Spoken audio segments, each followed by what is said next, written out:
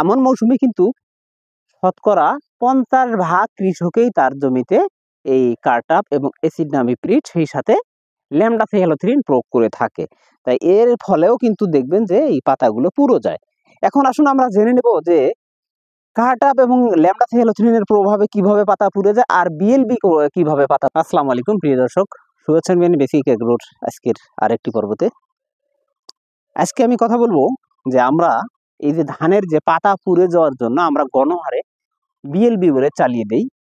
আসুন আমরা সে সম্বন্ধে জানবো যে বিএলবি কোনটা আর কি ধরনের কীটনাশকের কারণে ধান গাছের পাতা পুড়ে যায় এবং আমরা সেটাকে বিএলবি বলে থাকি।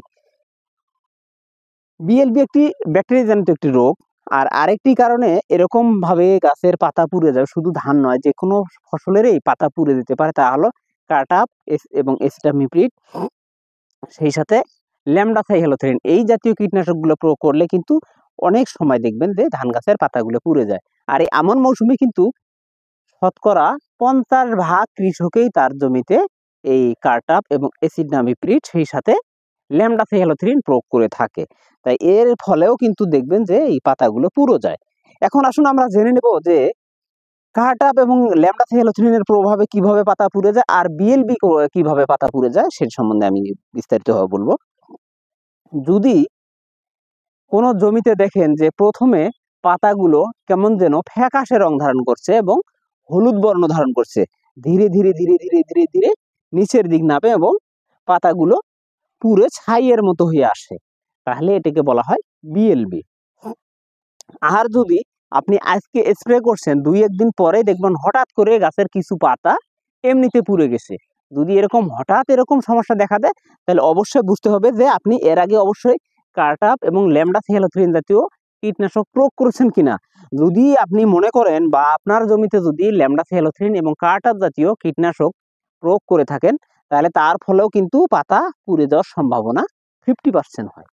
আর যদি দেখেন যে পাতাগুলো প্রথমে এরকম, যে আমি যেখানে দাঁড়িয়ে আছি এই জায়গায় দেখেন কিরকম একটু হলুদ বর্ণ ধারণ করছে, আর এরপরে ধীরে ধীরে পাতাগুলো হলুদ অংশ নিচের দিক নামা শুরু করে এবং পাতাগুলো দূর থেকে দেখলে দেখা যায় মনে হয় আগুন লেগেছে, এরকম লাল হয়ে গেছে, তাহলে বুঝতে হবে এটা অবশ্যই বিএলবি।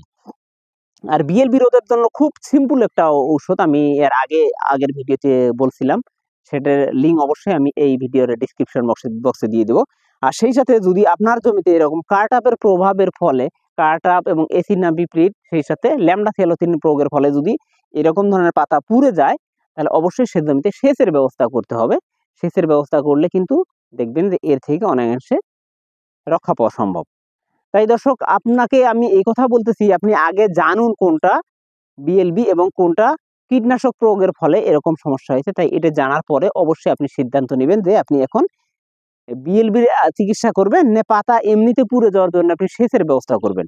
প্রিয় দর্শক, আজকের ভিডিওটি এই পর্যন্ত। যদি ভালো লাগে আমার পরবর্তী ভিডিওগুলি দেখার জন্য আমন্ত্রণ রইল। ধন্যবাদ।